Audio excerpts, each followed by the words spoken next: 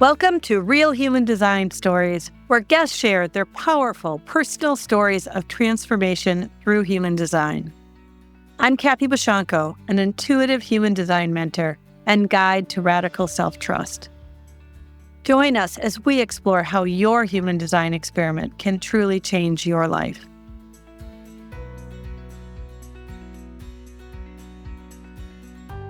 Hi there. Today, I'm talking with my friend Erin Payne. Erin is a 1-3 emotional manifesting generator and right angle cross of the sleeping phoenix. As a pioneer and guide, she helps others align with their essence and express their truth.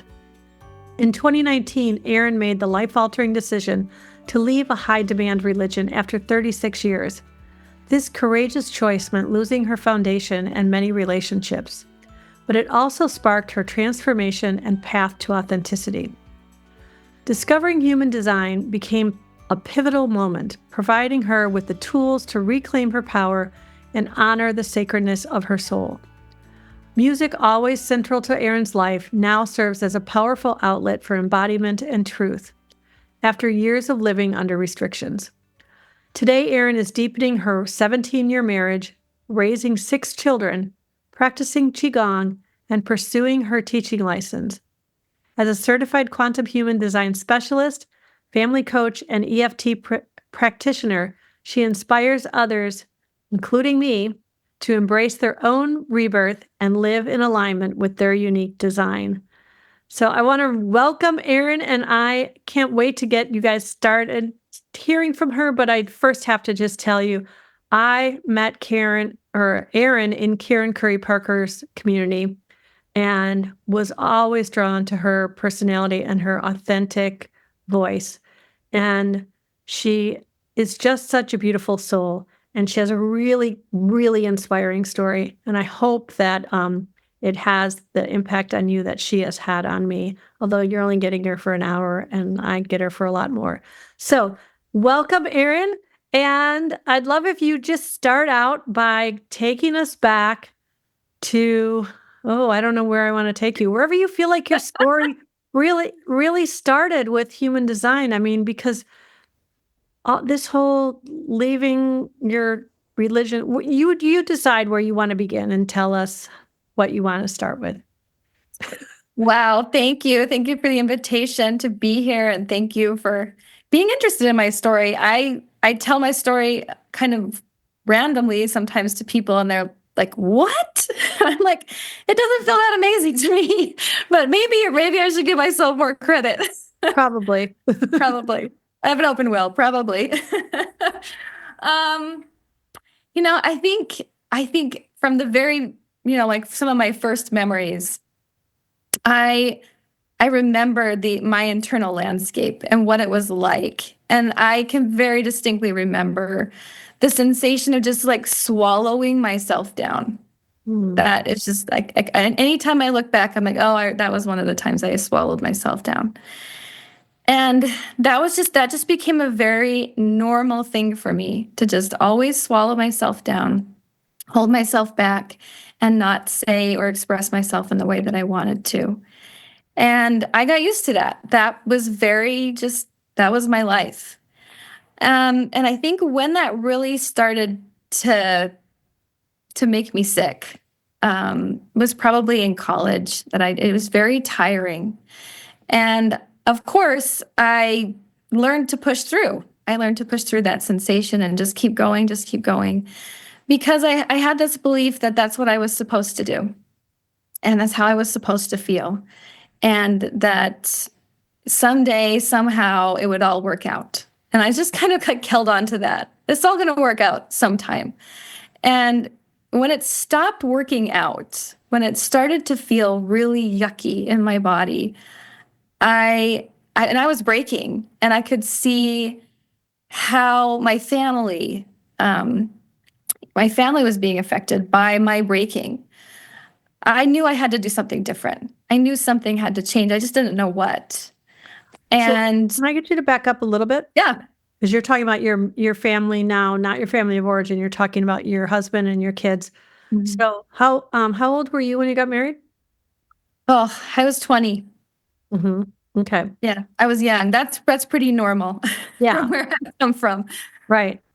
Okay. And so now you're talking about when you were saying all this was happening when you were breaking, and that was this 2019, or was this before that? Or I would say I really started breaking in 2016. We had to move, and we moved to a really small rural town, and just to be closer to my family. All my family is in this town, and it just kind of became essential for me to keep surviving for us that we had to move. So I moved closer to my family in 2016. okay, because at that point you had how many kids? 6. You No, already I had 5. I had 5. I had five. just I was had my gonna say, 5th child. Yeah. yeah, yeah. You needed some help, Yeah.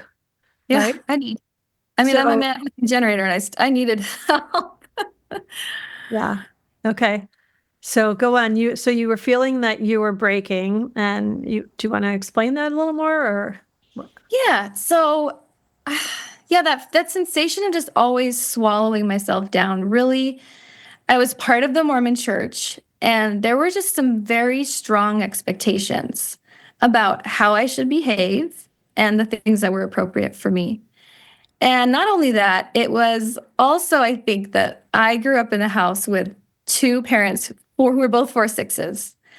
And purpose and mission was just a really big theme that I You was very, married a fourth fix, and I married a like 4 6. we so often do. It really was. It was this whole like, what's your purpose? What's your purpose? And the church we were part of really provided, I think, kind of a framework for that. Like, this is our purpose. This is our mission.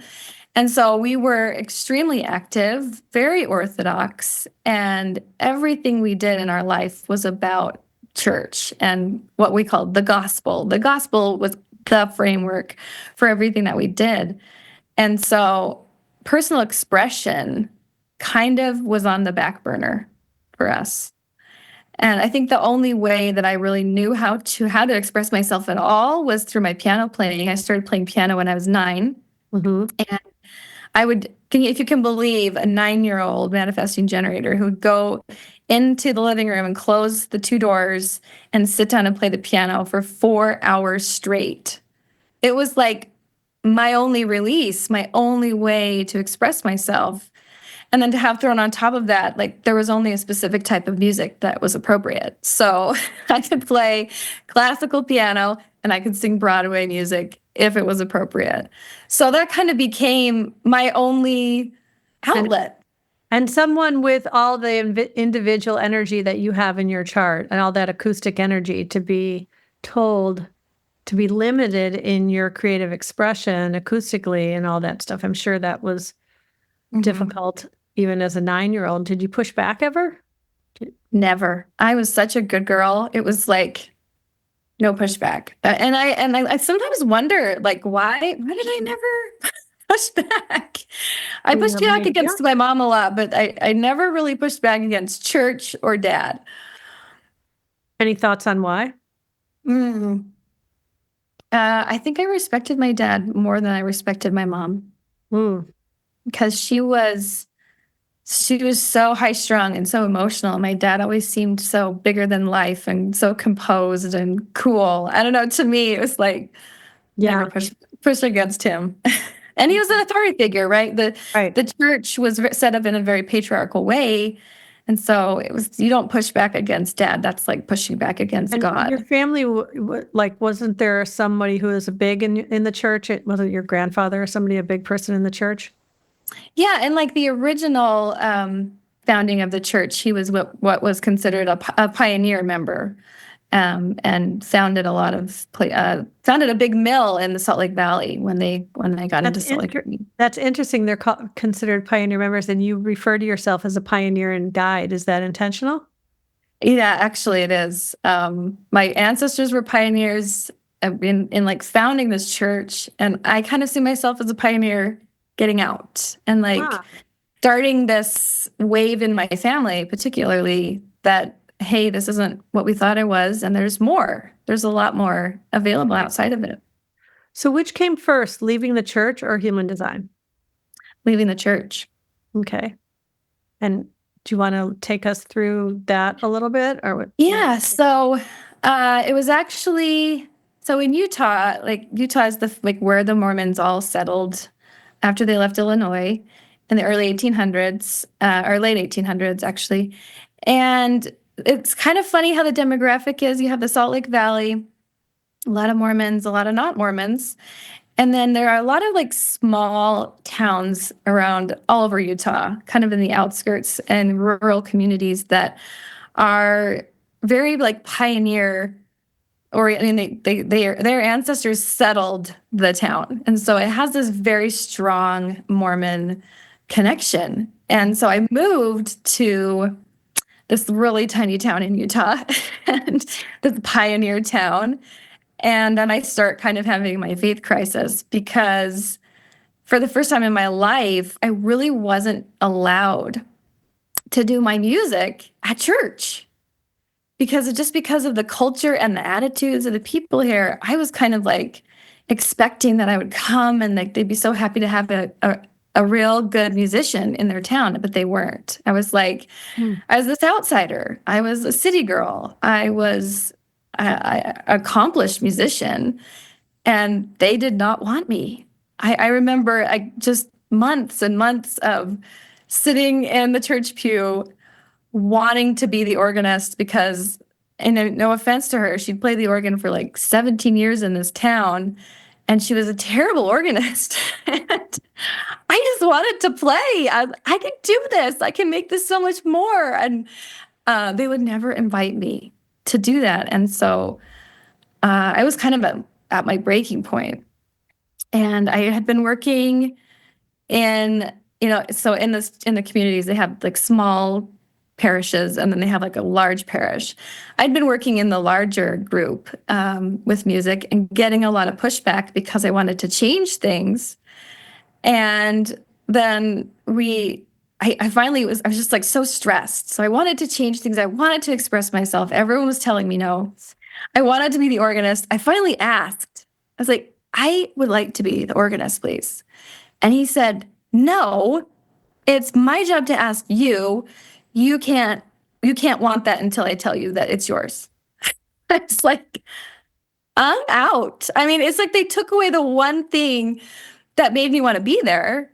And then I just kind of was left with this feeling of, what am I doing here? I hate this place. And so it kind of like all trickled down from there that I didn't really like how I felt. I didn't like what I was doing there. I'm not sure I believed what was going, what they were teaching. Right.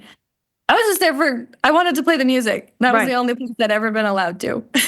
And you'd been there your whole life, so you didn't know anything else, right? Right. I mean, from the time I was 10, I was going with missionaries and playing the piano at baptisms on a weekly basis. It was the only place that I used my music. And I mean, even when I went to school for music, it was all about doing it for God. Your talents are for God. Your talents were given to you by God. You didn't do anything to get them. So there was never a sense of my music's mine. My music came from inside my soul, and I practiced for 4 hours a day. It never belonged to me. Mm-hmm. And so when I made that connection that this doesn't belong to me, I was pissed. I'm done. This is mine. And I'm using it in a place that doesn't want me. So you made a decision and then went and told your husband the decision, or did you just have conversations that led to the decision together? It was very intertwined. Like he and I, as this was going on, a lot of communication, a lot of frustration for both of us. And he was much more like researching things on the internet, reading about the Mormon Church, reading about policies and doctrine. And I was just kind of like in this experience. And so, but we really did it together. We really left together and came to a very mutual decision that we did not feel good there. So you left the church, but you didn't actually move, right? Mm-hmm. Right. Yeah. So you stayed in the same place. You just were no longer part of the community that you were living in. Yeah. And leaving the community was, I mean, the only time we ever really see people is at church. So it was kind of a big deal. So I don't want to get too far ahead if there's something important between then now, but I'm curious how human design came into this whole. So I started working with a coach to help me kind of get transition out of the church. I felt like I had a lot of trauma from patriarchy, trauma, just not knowing how a woman's place in church was so suppressed. Like it was always lesser than. And I really had a lot to do rebuilding that in myself, that maybe there's a mother God. Maybe there's because we didn't have any feminine figures in church. And so I worked with a coach. She was a feminine, masculine coach. She worked a lot with goddesses, and she had a podcast that I was listening to. And I heard one of her guests came on. It was Betsy Batista, and she's a human design specialist. So she's on the podcast. She starts talking about it, and I was like, well, that's interesting. It just kind of sparked some interest in me. I didn't do anything with it really, because I worked with my coach for probably a year. And then my dad and I, who were kind of on a journey together at the same time, he decided to go get a reading, and I said, "Oh, well, Betsy, go get one from Betsy." Wait, your Mormon father, still part of the Mormon Church, went to human design before you did? He did. I mean, we were both listening to this podcast, so he was interested in it. And so he said, "I'm going to go get a reading." He went and got one. Absolutely loved it. And he came back and he was like, "Okay, you have to go get a reading." So he bought me a reading with Betsy. Oh, cool. Yeah, I love Betsy. Yeah, I did too. Okay. So this was when? That was in 2019, like just in the late in the year, I think. So about 5 years ago now. Yeah. Yeah. Mm-hmm. Okay. And what happened? Obviously, something clicked there. I mean, I think I said at the beginning that I always remember kind of my internal atmosphere and that feeling of choking things down. But when I was on that Zoom call with Betsy, and she starts telling me about all of the things that go on inside of me, I was like, how could anybody know that about me? Yeah, it was something that I didn't even have words for it. I just knew what it felt like. And would have her give me all the vocabulary, and suddenly I could express it, and suddenly I was like, this is a thing, and this is who I am, and it's good and okay. That was really life-changing for me. Yeah. Okay, so you and I think that's amazing. That's so nice that your father was open to that. And I think it's important, that you've had a really different experience than a lot of people, because a lot of people, when they choose to leave a high demand religion, they leave their entire family and, won't have nothing to do with them. So you still have relationship and live right there by your family and stuff. But have you felt the pushback from the rest of the community, or? Yeah. So usually, because the doctrine is all about, being with your family forever. And in order to be with your family forever, you all have to live all the rules. That's kind of that's what they teach. And so if someone leaves and breaks their covenants, is what they say, they're basically out of the family, and they're not going to be with you in heaven forever. And so it's a big deal for any Mormon family to go through this, because it really requires anybody in the situation to say, what do I really believe? And so a lot of times, and this happened to me a lot of times people will tell a story about you and why you left in order for them to justify staying. So there's usually a lot of gaslighting, and just a lot of the pushback is usually, what I got especially was, you must have not really had a testimony. You must have not really believed, and that's why you left.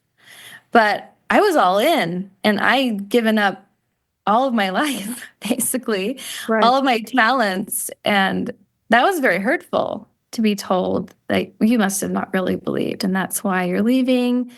And you got deceived, you got into weird things, and that led you down the wrong path. And it was always, you're going down the wrong path. And for some of my family, I didn't talk to my sister very intimately for probably a year.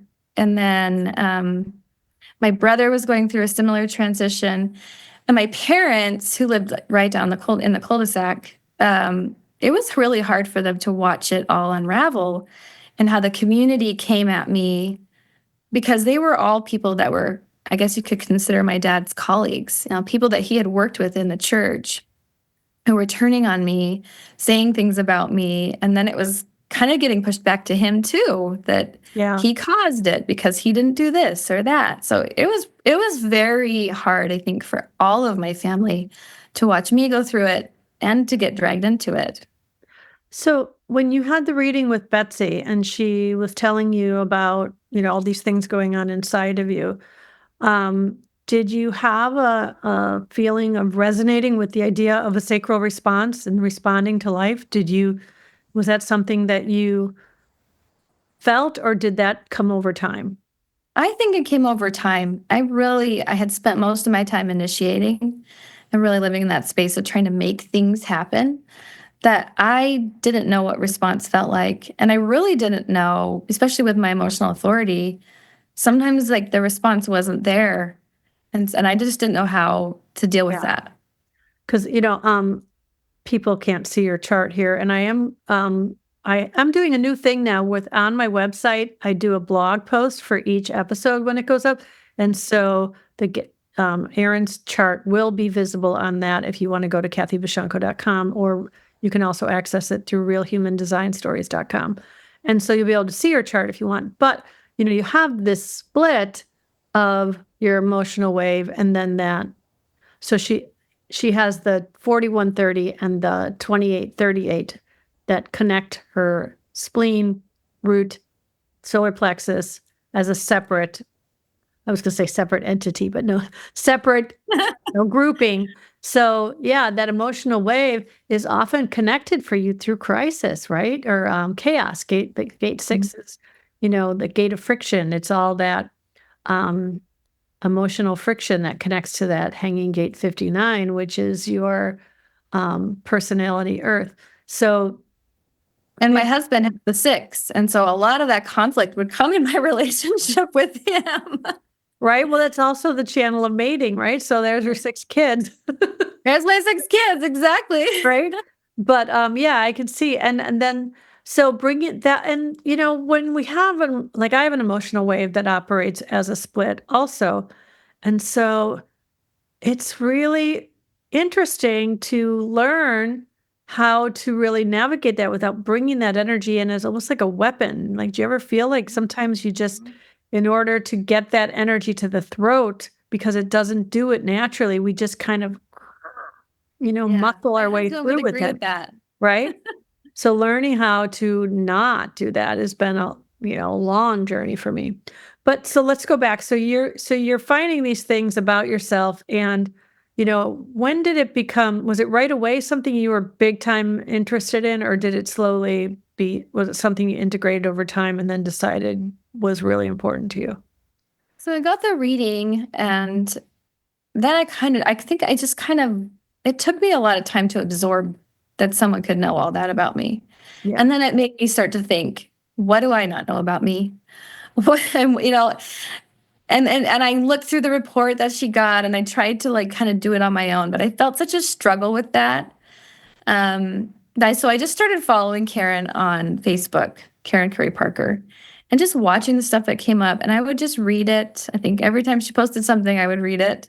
Was at the time you had the reading with Betsy, she was still part of Karen's community, right? Yeah, she was doing the. Yeah, she was. So Betsy was there, and I kind of felt that connection to Karen's community through her.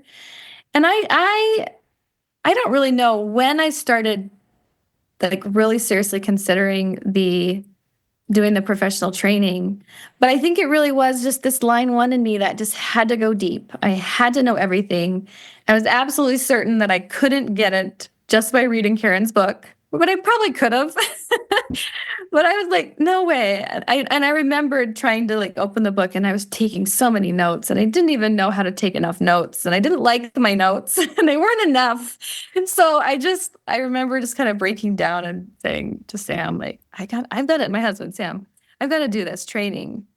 And then the sale came up, and I responded to it. I was like, I'm going to do it. And then I never stopped. I mean, after level 1 and 2, I did everything that came after. Yeah. And okay, so what do you think? I keep asking you all these projector type open-ended questions, but was there one thing that stood out as the most impactful in all of this experience of learning your design? Yeah, it happened over such a long period of time that I feel like I can't like really grab one moment. Yeah. But when I did the QAS training and I really had Quantum to alignment like system. Yeah. the quantum alignment system, Stuff. Right. Yeah. I had to dig really deep and I had to look at all the little pieces of me that felt so broken. And I think that's really when it started to really make a big difference for me. That when I started doing the tapping, I had a partner, I had to talk it out, I had to face it, and it was hard, but it was so exciting. And that was probably the time when I started to feel like I was starting to heal. I was starting to make some progress, and that was really important for me because I had felt so choked down and so held back for so long that when I started to feel a little bit alive again inside, I was like, I just couldn't get enough. I couldn't Yeah. get enough. Yeah. So that was really profound for me too, when I went through the quantum alignment system and I did the tapping. And I find that that's super helpful, with clients, just moving the energy that's been stuck in our body for all these years with these old stories, right? So when you were, so you were doing the quantum alignment system, and then how long ago did we meet? 2 years ago? Didn't we meet? I think we met in QAS. I remember seeing you there. Maybe I think you were doing it when they changed. I did QAS in 2021 though. Did you Okay. do it back then? Yeah, I think I did. Oh, okay. Yeah, okay. I remember seeing you. Like you were in all of the spaces that I was in. I was in all the things. Yeah, okay. So, anyway, but we didn't really get to know each other until maybe 2023 even, like later 2023. But one of the things that's always stood out to me is how you got all that integration circuit except the 57, and I have the 57 and I don't have any of the rest of it defined. Obviously, we all have all the chart, but so I just am always really drawn to the way that you put things together and like you take something that happens or is said, and then you come back later with this grand aha that came out of it all, or, some really, like you really are very good at doing that work in a way that is impactful. And so do you feel like you've always been that kind of person?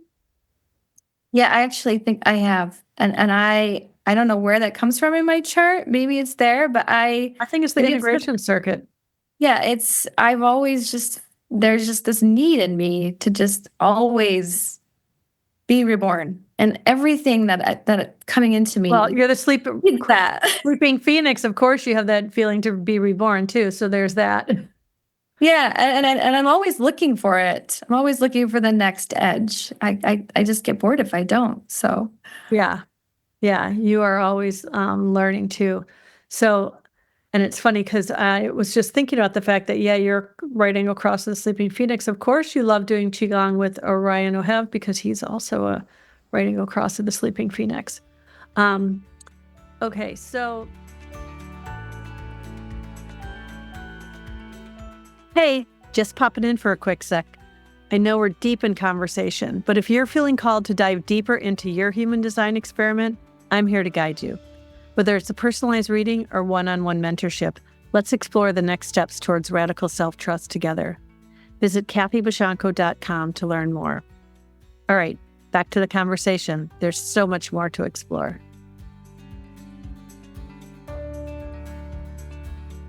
All right, let's move forward a little bit. So you and I have been we have like a little pod of us that work together and talk through things and do things. And there's been a lot of great moments that have come up in there where you have shared the work, the deep, meaningful work you're doing in your marriage with all of this. And if that's okay, I'd love to talk about a little bit of that. Is there a Absolutely. place that you feel you want to start with that, or would you prefer? Well, my husband and I met at a church school. We both grew up very Orthodox, and I still remember, like, when we got engaged, it being kind of like, okay, we're gonna get married now because that's what we do. Right. It was not ever really this thing you would expect from getting married, because it was romantic. It was just the next thing you do on the list. You go to do all the church things and you get married and you have kids and you're happily ever after. And not to say that we didn't have a connection, but it was just kind of expected. And I remember just kind of feeling this expectation that we were going to get married. And I think so from the very beginning, I feel like we did not really enter into the relationship correctly. And we had all these expectations and all this conditioning about who was going to be what in the relationship and who was going to do what. And I had just always had assumed that I will be home and I will have the children and I will raise them.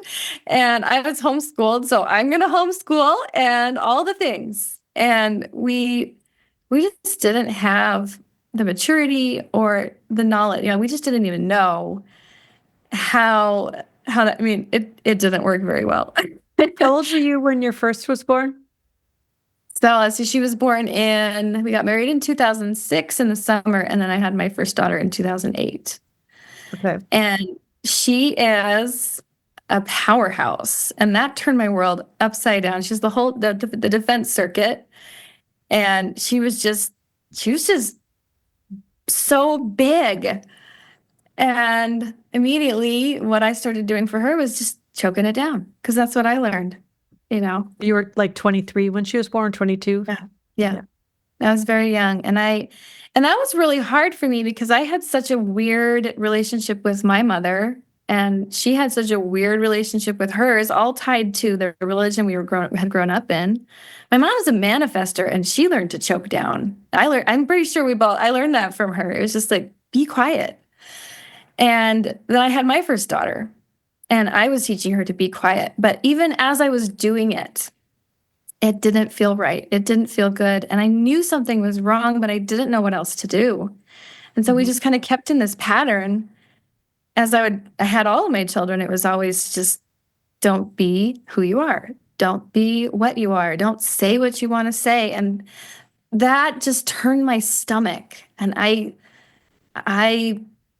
thought that was an edge I was always pushing. Like, is this really right? And I did a lot of exploring with my kids, and I made a lot of mistakes, but that was my playground. It was my only playground. We all do, but you're a third line, so there are no mistakes. Right. They're all lessons. You learned a lot.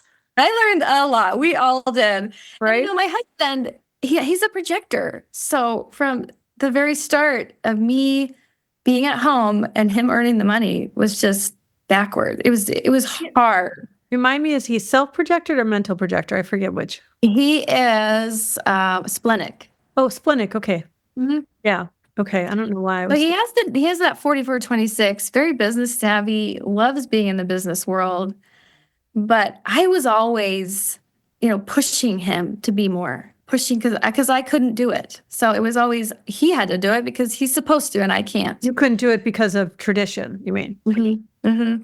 Yeah. I couldn't work. So I used a lot of my energy at home to push my kids, push my husband. You guys go do the things. And I didn't do them. And that was more of that choking back feeling. I think that's common in a lot of households.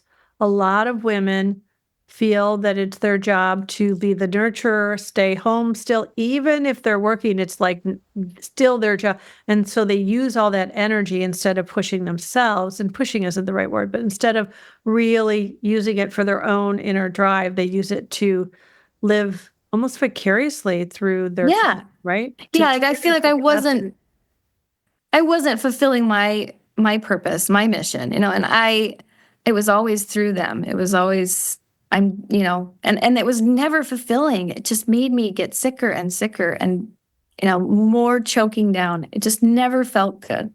Yeah. So now your husband, like you said, Sam, is a projector, and you having the manifesting generator now. And also, for those not looking at Erin's chart, she's got 7 centers defined, everything except she has a completely open head center, and then she has an undefined will. But other than that, she's got the other 7 centers defined. So there's a lot of definition here to impact the world. And often we're conditioned, we always teach, everybody teaches that we're conditioned in our open centers, right? But we can really be conditioned where we're defined to feel like we're too much, and to feel we have to choke it down and not be so much of who we actually are, right? And your husband is the opposite, with being only 2 centers defined, right? Or does he have a defined head, Najda? No, he's has 7 open centers for him. Just the will and the spleen. So yeah, and then with him having the defined will, there's that amplification that comes in there. So there's so many dynamics here. But now you guys have been doing some really amazing work, and I don't want to take over where you're going with it, but I would love if you finish whatever you think needs to get us there. But I'd love to talk about how you started tapping together in the heated moments of life. Well, and you throw in my gate 30 in my conscious moon. I mean, every projector listening to this is probably like, oh my God, she's totally burning him out. And I was. There was so much, I was putting so much pressure on him. And when I realized that I was the one here to do the things, it actually was so liberating. And I got so excited about that. And I was probably more passionate about my husband resting than he was, because I was always like, I want to do it. I'm going to go do the thing. You rest. And he was like, I'm still a human. I can still do stuff. Right. And it's hard to do that in a way that because of conditioning doesn't feel emasculating, right? Or demasculating, or whatever. You know what I mean? Yeah. I mean, that's been a huge journey for him, and for me to learn how to still be like, he's still the man. He's still my man. How do I be respectful, even though he's a projector? He's going to do it very differently than the typical stereotypical masculine role that I grew up with. I have a father who's a generator and built everything with his bare hands and a hammer kind of a guy. And my husband just wasn't like that. And I was really conditioned that he should be like that. So he must be broken. And that was a really sore spot in our relationship. So me learning to pull back, and me learning, to be more respectful of myself, really changed how I met him in the relationship. That he's way different than me. And I started to see, all the things that I had judged as wrong. I started to see them. And explain what you mean by how the way you looked at yourself changed that. I think I know what you mean, but I'd love for you to elaborate on that. Well, I know with my open will, my theme had always been devaluing myself. And I feel like I saw the world through this lens of, the world is treating me this way because I'm not good enough. And that when that king started come crumbling down, I realized that I was projecting a lot of that on him too. That you're getting treated poorly because you're not good enough either. And he has a defined will. And so he kind of really pushed back. I think that was his saving grace, honestly. Like, surviving me was that defined will center. He pushed back. And so we had this constant push and pull with our will centers. And I really do think that saved us. But me seeing myself in a healthier way started to break down some of his walls too, the conditioning that he had about who he was. I mean, he's a projector, so questioning his value was a constant. And so I felt like I kind of led the charge. I had to lead the charge in like helping us repair that and teaching him about his chart. I was so excited to tell him about his chart. And starting to behave the way that was authentic to me. I mean, he has the gate 18 as well. I think he has it 3 times in his chart. He would criticize me. Correction for those who are, yeah. He would correct me, and I'd say, no, this is authentic. And so we had this kind of going back and forth about what is authentic. And so me doing it made him like, oh, well, what's authentic for me? And not to say that he was a passive player in any way, but there was just this constant back and forth, almost like a recalibrating between us and really having to break down all those walls that we had put up that we thought were true for so long. Yeah. So I want to hear about the tapping. Oh yeah. So, I mean, fighting is like totally like a normal thing for me. I kind of love fighting. I love getting in there and arguing. I do have the 28-38. Let's struggle through it. Right. And for him, that was really hard. He had a real aversion to struggle with me. And I mean, he's all those open centers. I can totally understand. But one of the ways that we started to cope better with that is when I learned tapping. We would have our argument, but we had to say it in a setup phrase. So I would say, even though I think Sam is, blah, blah, blah, blah, blah. And he would have to say what he needed to say in a setup phrase. And so it really brought it back to I statements and about how we were feeling in the moment. And that was a really big deal for us to start accepting each other. Yeah. I accept how I feel. I accept how you feel. And so we would do that. We haven't done it in a little while because we just haven't struggled like we used to. Well, you were telling us, and if I overshare, let me know. But you were telling us in our little group that there was a time recently where you had a little bit of a argument, something, and about how you had this beautiful thing that came from it. Do you feel like? Yeah, I'll share that. I share this in the relationship class I just joined too. It's just that, because I think we came into the relationship incorrectly. There was never really an invitation for him because I wasn't allowed to be the one to say, let's get married. That wasn't part of the gender roles. And he had to give me the invitation, but it was never really solidified, I think. It just wasn't correct from the very beginning. And so we were arguing again, and I argue much more gently now than I used to. And I was expressing myself. I was expressing all of my worries and my fears about our relationships. And I felt that familiar bubbling up. It's almost like a sensation of a spring bubbling up from my sacral up to my throat. And, I have to say, I've been holding this dream for some time that we could get married again, that we could start over in some way and start off on the right footing. And I think I've been holding that dream probably like since the summer. Like it's been a while. But I felt in this moment, and it's like, and I knew that there was like a thorn in our side in our marriage, but I didn't really know what it was.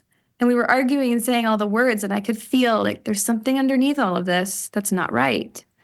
But then I felt that bubbling up from my sacral up to my throat, and I didn't choke it back. It came right out of me, and I just said, I'm wondering how it would feel if we got married. Like, do you want to marry me? But I tried to leave it open. And that was the moment when everything like melted off of us, that all this conditioning, all this struggle we'd had in our relationship for so long just like dropped in. I dropped out because suddenly I realized it was because we needed to enter the relationship correctly by type. Right.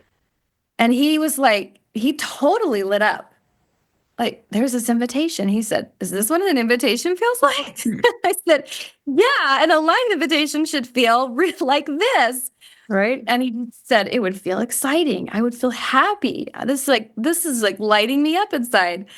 And I needed that validation. I think that Right. he does want to be here and we Yeah. can do this and we can Yeah. start, right? Yeah. And it's been just so beautiful to watch how you've rebuilt everything, right? And in this, questioning all the things that you were taught. And I've really had a lot of like almost awe for your ability to just shift the way you have about things. And I'd like to shift the conversation a little bit because there's something else that we were going to talk about that, Erin has been kind of helping me by allowing me to use her as my beta launch tester. She's my guinea pig. I'm a 1-3. I'm a good guinea pig. right. She's a good guinea pig. So I have been working with Erin on kind of deconditioning her outward expression, right? This idea of how she shows up, how she dresses, how she comes out, because you came from this, um, very regimented, don't show this or that, or, don't, kind of thing. And, and I have known people in those sorts of situations, but I think, not having lived it, there's so many little nuances that have come up that I was so surprised by. Like when I asked you if you wanted to go shopping when we finally met in person in Colorado Springs for the conference, and you said something like, I've never gone It was shopping. emotional. I was Yeah. emotional. It was emotional when you asked me if I wanted to go shopping because I was like, I had never been shopping with my mom. Like we just didn't do that. And so it was almost this like, Happy is gonna like take me shopping. And you said you'd never been shopping even with like a girlfriend or another woman. No, And it just wasn't part of my that was experience. like, for a person who lived at shopping, right? Because it's my Right. well, that's my past career was all in that. So but just it's always been a thing. Let's go to lunch, or you want to go look around, or when you go on a vacation and you go walk around somewhere, whatever. But that's been really beautiful. But I'm wondering, is there anything that's coming to you right now that you'd like to say about this experience? Yeah. I mean, I have always been, and maybe it's that 55 energy in my chart, but I've always been drawn to beauty. I've always beautiful places. I wanted to look beautiful, which was not acceptable because I'm supposed to be in the background, right? And We have outer vision cognition too. So like me, what things look like, the aesthetics are very important. Like don't ever eat anything that doesn't look good. You won't digest it. Your body doesn't want it. Right. So I mean that was, and I remember when I was a teenager, I won a competition and I earned some money. I won it from like singing. And so I had like $150 or something. And I went shopping. I went to the mall by myself and I went to Express and I bought a pair of jeans. I still remember they're long and lean. That was the style. And they were my most favorite pair of jeans that I ever bought because they were long enough and I have really long legs. Um, but that was never supported. That was never encouraged. And I even remember when I was little, I took a marker and I colored my lips bright pink. Freaked my mom out. The marker. But I loved like dressing up, putting on makeup, getting pretty. And that was never okay. And when you're in Mormonism and you go through the temple rites, you put on underwear that they call a garment, and it's down to covers it's like a cap sleeve. It used to be all the way to the wrist, but they changed it to cap sleeves, and then the underwear went to your kneecaps on the bottom, so you really couldn't show them. Everything had to cover them, and there was a certain But you had to wear these every day. Every day, all the time. You weren't supposed to take them off. I mean, you could shower, but you weren't supposed to take them off. And it's and the fabric too. Like they had different types of fabric, but they were so uncomfortable to wear under your clothing. They really could you had a very limited amount of things you could choose from. It had to be a certain cut. So if you ever go to Utah, there's a reason, like, all the women kind of look the same. There's not a lot of personal expression Yeah. in the clothing. Yeah. So you really jumped at it when I talked about doing this. You really jumped at the idea. And if you can just talk about like where you were at mentally then and like what this. I mean, I knew I was just dissatisfied with how I felt on my body, and my person just didn't feel. I mean, when I first took my garment off and stopped wearing it, that was hugely liberating, because all of a sudden I could like move. My joints could move better. And I started, exploring wearing shorts, or really short shorts and tank tops. And like those were just completely new things to me. But as far as like feeling really authentic in how I looked and presented myself, that just didn't drop in. And then when you said you were going to do that, I was like, oh, so exciting. I was like, I want to try it, Kathy. But you had a lot of resistance to going through your closet. Yeah, that was hard. I mean, and a lot of that was just living in lack, living like I couldn't buy clothes. I couldn't do anything for myself, and feeling like that was wrong to want it. So I had to tap through a lot of that resistance, but it was just nice, you holding the container for me and letting me like, hey, what about this? And ask a lot of questions. And hey, I'm feeling this way with this shirt on, and just having someone else to say, to ask the right questions really helped me see that I had a lot of conditioning around my body and my image and the colors I was putting on and why I was putting them on. And it was a wonderful way to just discover again another little piece of my conditioning around that.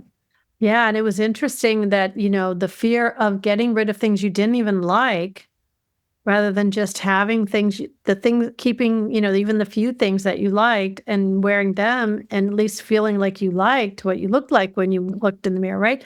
And I think that's common, and it's almost, to me, I remember when you were doing that, I was like, does she have an open spleen or something? Why does she want to let this stuff go? But it's not, there's so many layers to the way that we're conditioned, right? And we always think, oh, what if I need that? But well, and I have both of my parents were always like, the kinds of people who keep everything and fix it. And that was really ingrained in me. And yeah, doing it my way was almost like, that was so foreign to me to just, well, this feels like I should throw this away, so I'm going to do it. That was totally foreign to me. So how do you feel that the experience that you had in this was really solidified that this is work that I want to do? Because, if you can just speak to some of the things you told me, even Sam said. Yeah, like I felt like so much of like we can't ignore what we're putting on our body. I mean, I spent so many years feeling yucky about what I was putting on my body, and that I had these garments on me that were squeezing me to death. And then you just can't ignore what you're putting on your body. It is part of your expression. It is part of who you are. And without realizing it, we're making choices. And they can show us, just like anything, they can show us what our conditioning is. And if you interact with it, like in the space that you're creating with clothes, you interact with it, you ask questions about why you're putting that on, it's going to show you something. And I feel like it really did that for me, especially like the color palettes. I was like, I'm wearing green today, and that's Kathy's fault, because I love like moody, dark colors. And I really did not let myself put those on my body, because I had a lot of shame about being moody. I had a lot of shame about my emotional wave. And yeah, I had another thought about your emotional wave. I want to derail the conversation for a second, if that's it's okay. I didn't interrupt the middle of a deep thought. Your emotional wave down in Colorado, when we went to dinner, we went to dinner with Kelly.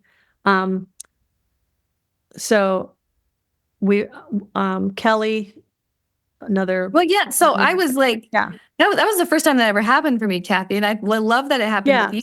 So go ahead. You tell the story. Yeah, I love your perspective. I tanked. I like went really low, and I couldn't I mean, I don't know if it was The just conference, yeah. conference or whatever, but It was the last day of conference. Everybody was worn out, right? Yeah. But you took me, we went to dinner and I just sat there. I mean, You started to say no because you said, I think I'm low on my weight. I'm going to go back or whatever. And I said, and I asked it, I don't know, in some way that allowed you to have the out. I don't feel like I pushed you in it, but I did say, well, you got to eat anyway. You can just come and sit with us and eat. Right. But you didn't try to fix it. You didn't think anything was wrong with me. And I just sat there quietly, halfway eating my meal. I was so moody. I remember when we got there, I even said, here, Erin, you sat next to the wall in case you want to lean against it, right? Because we were in a booth. So you sat against the wall and you just kind of sat there. And Kelly and I talked and we'd look at you once in a while. And and slowly I started to feel myself coming out of it. But I really remember like you not judging me for being super moody or just letting me lean against the wall and whine or whatever I was doing. And I just had so much shame about my moodiness and that I was supposed to be something different. It was really kind of funny because all of a sudden you were just like, I don't feel moody anymore. Oh my God, look at that. And I think it was just such a great example of how when we don't resist it, what we resist persists, right? When we just let a person,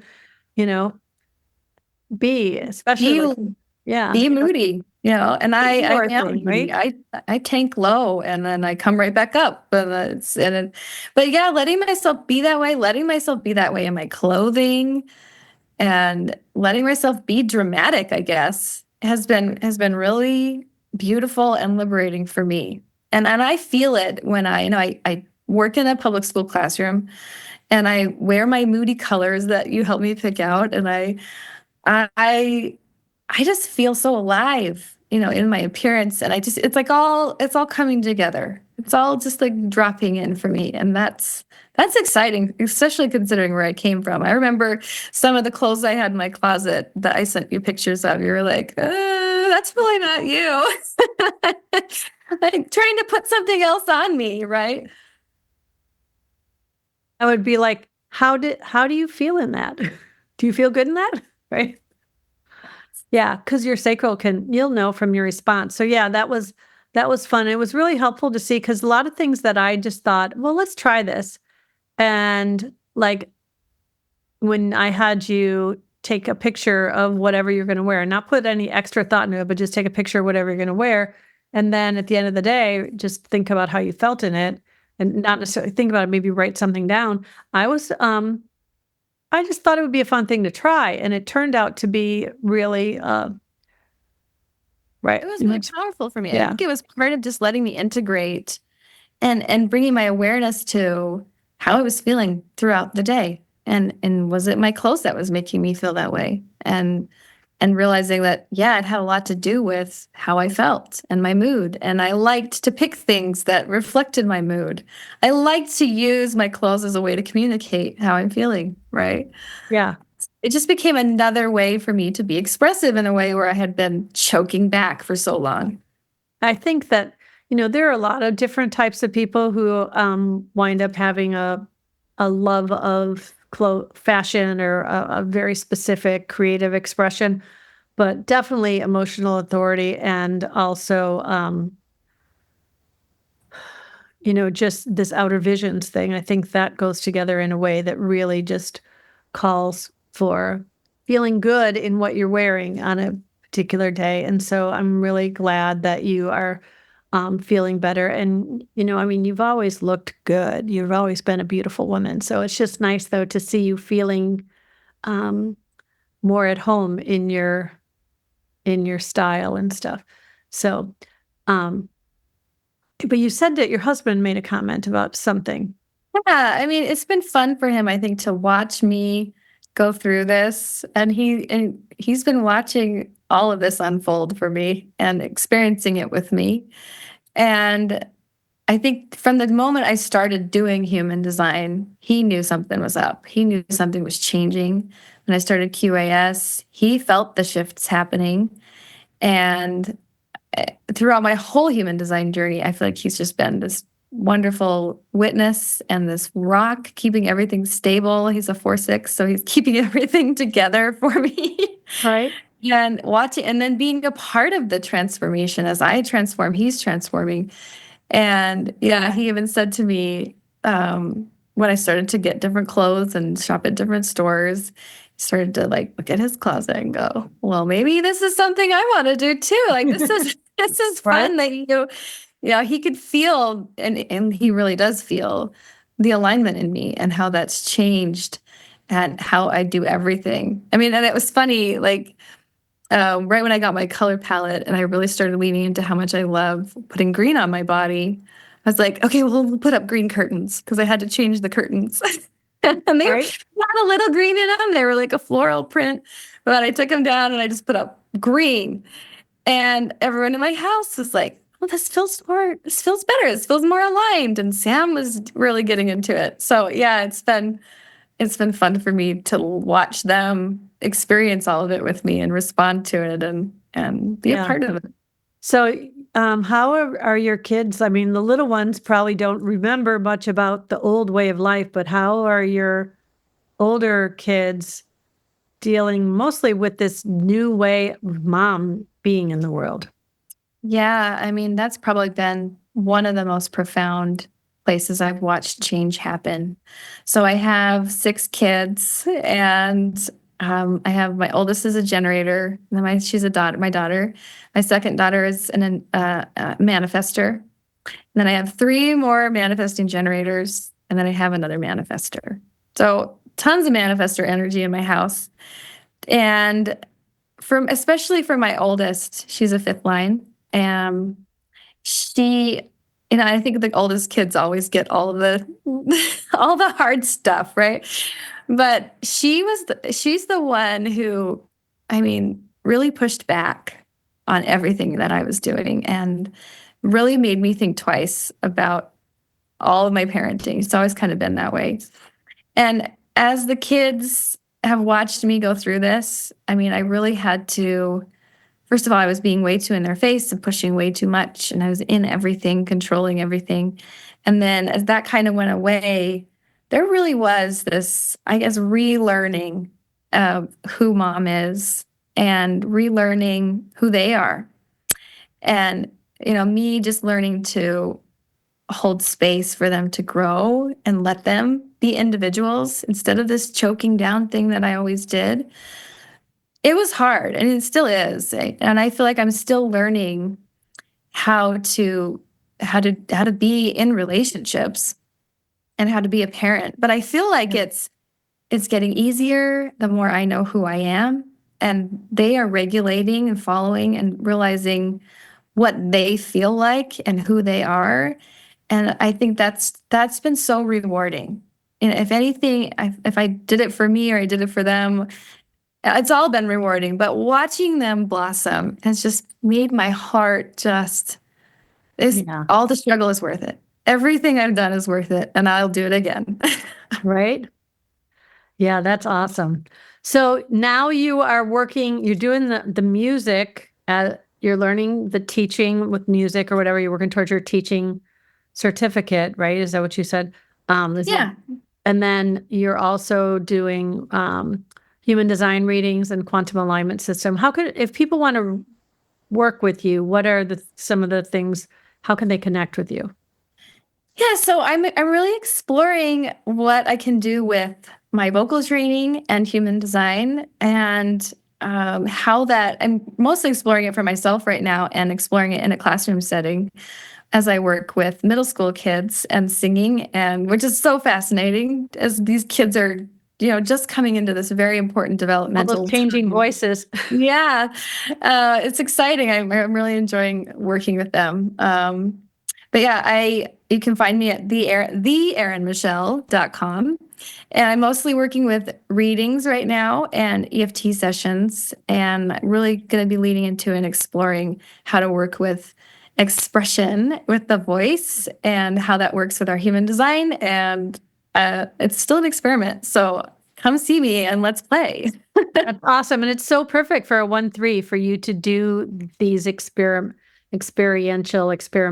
type of things. So yeah, it sounds like a lot of fun.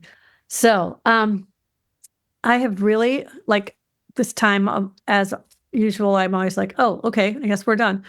So, it's been really great sharing your story. There are bits that I had not heard before, so this was very nice. And I'm really, thank you for coming on here and sharing it with everybody. And we'll, of course, you and I will chat more, and I hope people will reach out to you and I'd love to know, like, if what resonated with people, like, about my story, because a lot of times it's so, like, normal to me, like, I don't know that it's cool to somebody else. Yeah, and as a podcast, there's a place for comments, and then if you're watching this on YouTube, of course, there's comments too, and I do read all the comments, and I will forward them to Erin if she misses them.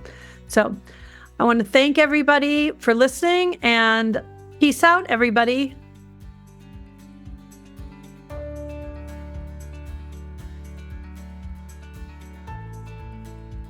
Thanks for joining me for this episode of Real Human Design Stories.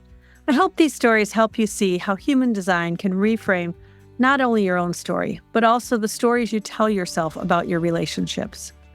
If you're ready to tell a more empowered story about who you came here to be, I invite you to explore ways to work with me directly at kathybashanko.com.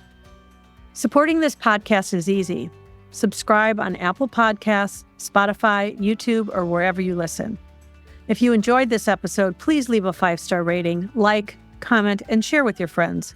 This helps the podcast grow the most. You can also become a contributing sponsor for as little as 99 cents a month. Details are available at realhumandesignstories.com. Thanks again for being here. Real Human Design Stories is created and hosted by me, Kathy Bashanko, and produced by Number 3 Productions. Peace out, everybody.